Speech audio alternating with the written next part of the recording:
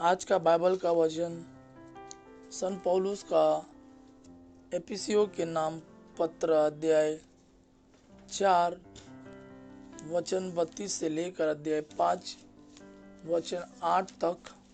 और आज का सुसमाचार सन लूकस के अनुसार अध्याय 13 वचन 10 से 17। सन पौलुस का एफिसियों के नाम पत्र अध्याय 4 वचन 32 से लेकर अध्याय 5 वचन 8 तक।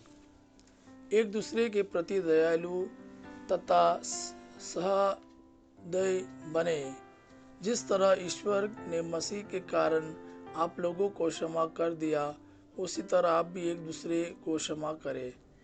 आप लोग ईश्वर की प्रिय संतान हैं, इसलिए उसका अनुसरण करें और प्रेम के मार्ग पर चले, जिस तरह मसीह ने आप लोगों को प्यार किया और सुगंधित भेंट तथा बलि के रूप में ईश्वर के प्रति अपने को हमारे लिए अर्पित कर दिया। जैसा कि संतों के लिए उचित है, आप लोगों के बीच किसी प्रकार के व्यभिचार और अशुद्धता अथवा लोभ की चर्चा तक न हो, और न भद्दी, मूर्खतापूर्ण या अश्लील बातचीत, क्योंकि यह अशोभनीय है। बल्कि आप ईश्वर को धन्यवाद दिया करें। आप लोग यह निश्चित रूप से जान ले कि कोई व्यभिचारी, लंपट या लोभी जो मूर्ति पूजक के बराबर है, मसीह और ईश्वर के राज्य का अधिकारी नहीं होगा। कोई निरर्थक तर्कों से आप लोगों को धोखा न दे। इन बातों के कारण ईश्वर का क्रोध विद्रोही लोगों पर आ पड़ता है, इसलिए उन लोगों से कोई संबंध न रखे। आप लोग पहले अंधकार थे, अब प्रभु के शिष्य होने के नाते ज्योति बन गए हैं, इसलिए ज्योति की संतान की तरह आचरण करें।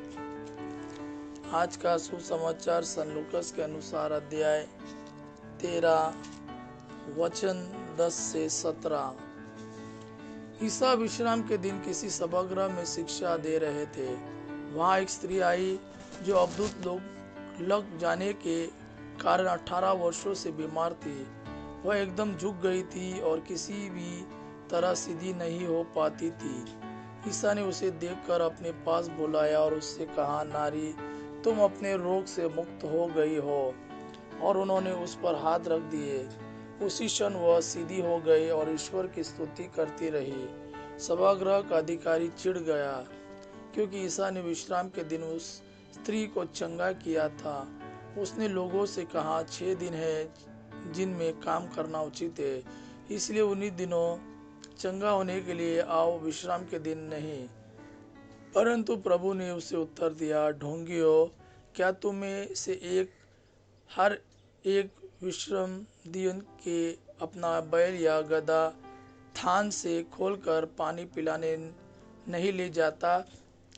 शैतान ने इस स्त्री इब्राहिम की इस बेटी को इन 18 वर्षों से बांध रखा था, तो क्या इसे विश्राम के दिन उस बंधन से छुड़ाना उचित नहीं था?